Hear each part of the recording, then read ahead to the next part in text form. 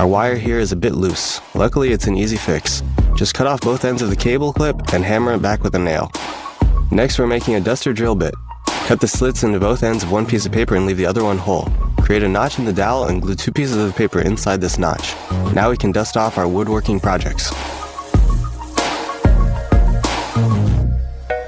Sometimes it's better to keep things simple.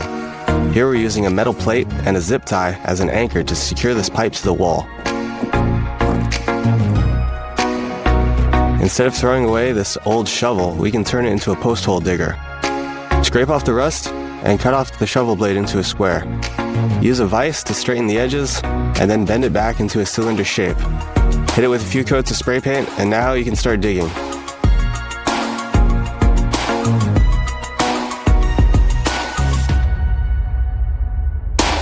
To make it easier to find the end of the tape, most people just fold the tape back on itself, creating a tab.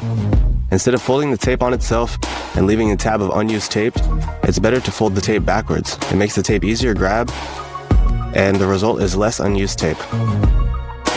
We can make a temporary foam brush to apply wood stain by clipping this small sponge. We can also use another clothespin to remove the old sponge and keep our hands clean. Here's a quick makeshift utility knife. Hot glue a razor blade to the teeth of a comb and let it dry. Now we can cut things like paper, aluminum foil, and foam. Here's a little trick if you have a screw that keeps slipping. Grab a piece of duct tape and put it on the end of a drill bit. Press down firmly. That should give it some extra bite. Every project could use an extra pair of hands. But what can we do if we don't have an assistant? We can build a simple stand using 2 pieces of wood, a single hinge, and some 100 grit sandpaper. We're going to use this extra piece of 2x4 to adjust the height of the stand to the appropriate height.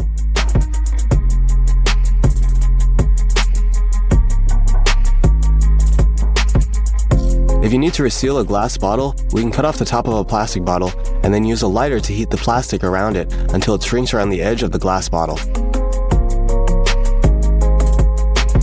We can turn this old bike chain into an adjustable homemade wrench. We'll secure some square tubing in a vise and weld on one of the ends of the chain to the outside. Then tuck the remainder of the chain inside the square tube. When ready to use, pull out the chain to the appropriate length, squeeze, and then twist. It looks like this chair is a little worn out. We can make use of the legs by turning them into a spray paint turntable. This one is extremely simple. We're not even securing the pieces together. But you can add complexity to fit the needs of your projects. Next, we're making a DIY door closer to prevent the door from being slammed.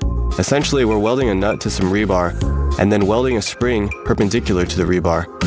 Next, we'll create a frame to hold everything together. Secure the spring, then pass the bolt through the nut like so, and secure it on both ends.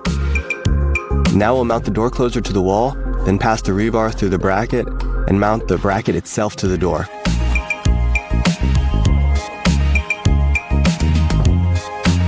Now let's build a portable light bulb.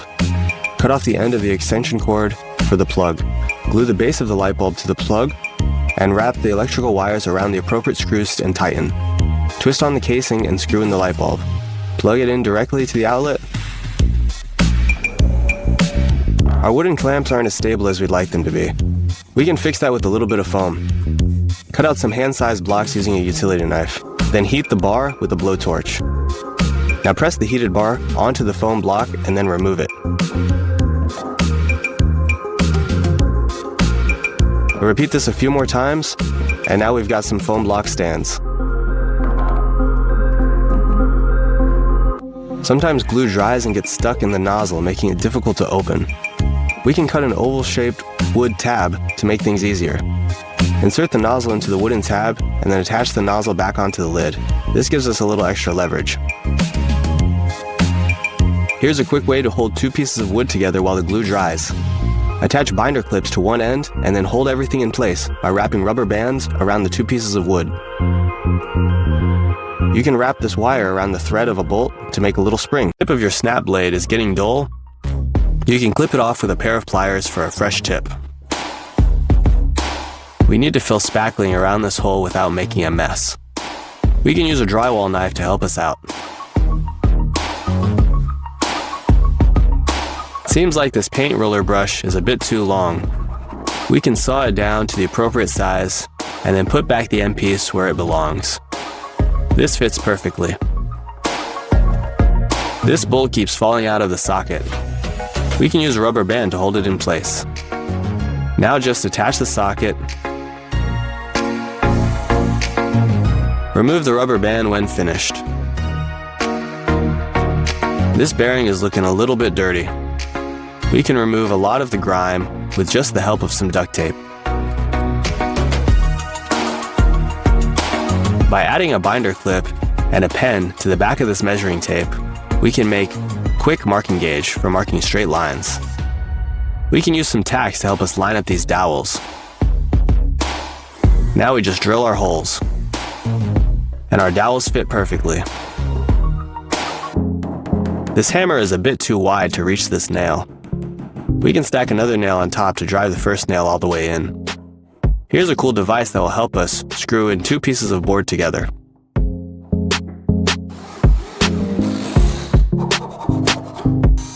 Let's create a tool that will help us safely sand small pieces of wood without injuring our fingers. We'll place the wood on one side and a wedge on the other side. Now we can sand safely. We can glue these clothespins to the wall to act as a hanger for any instructions or diagrams.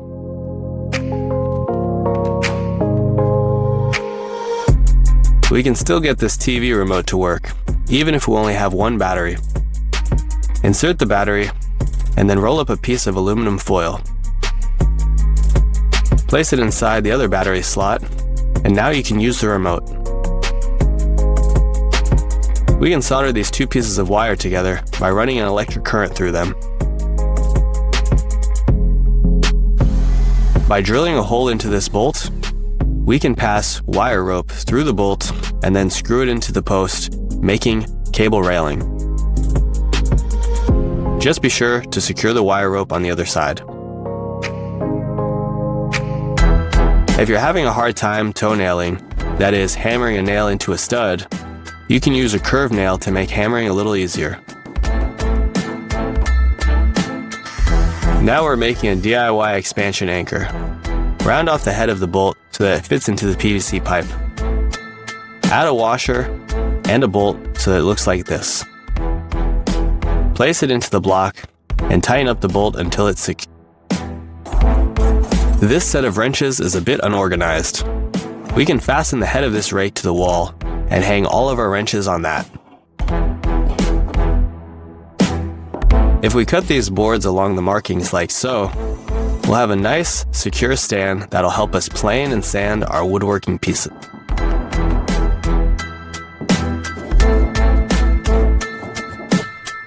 Here we have a dado joint that we are going to lock into place using these dowels.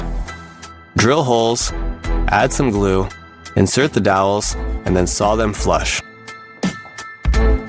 Then sand everything for a smooth finish.